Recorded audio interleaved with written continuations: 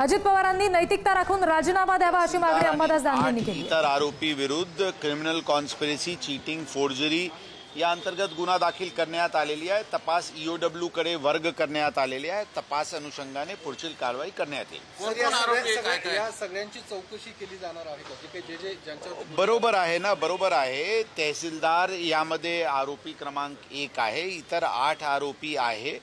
त्याच्याबद्दलची जे गुन्हा दाखल, जे फिर्याद प्राप्त झाला त्याच्या अनुषंगाने गुन्हा दाखल करण्यात आलेली आहे आणि तपास ईओडब्ल्यू कडे वर्ग करण्यात आलेली आहे।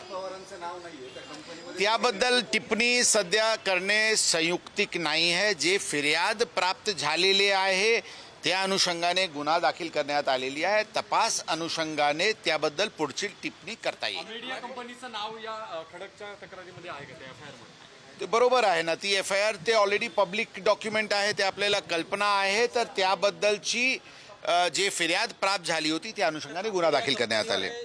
चौकशी होणार का संचालकांची? या मीडिया कंपनीचे संचालकांची जे काही यामध्ये ज्यांचे संबंध असतील सखोल तपास ऑलरेडी मी सांगितले ईओडब्ल्यू कडून होत आहे।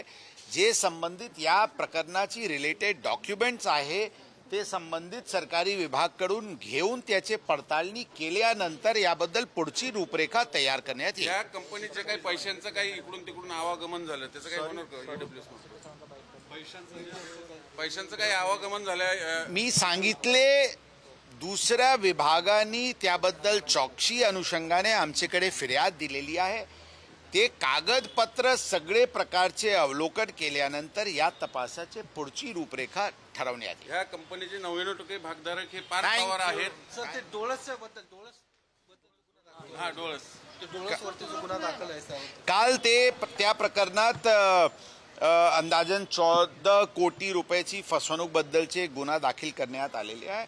आज क्राईम ब्रांचची पथकनी काल रात्री आज सकाळी नाशिकवरून 3 आरोपी यांना ताब्यात घेतलेले आहे। ते आरोपी यांना इथे आणण्यात येत आहे। त्यांचे इंटरोगेशन आणि पुढील कारवाई ईओडब्ल्यू कडून होणार आहे। तपास ते पण ईओडब्ल्यू कडे वर्ग करण्यात आले। ते जे 3 आरोपी एफआयआर मध्ये नमूद होते त्यापैकी 3 आरोपी यांना ताब्यात घेण्यात आलेले आहे। ते नाव ऑलरेडी एफआयआर मध्ये आहे, ते मला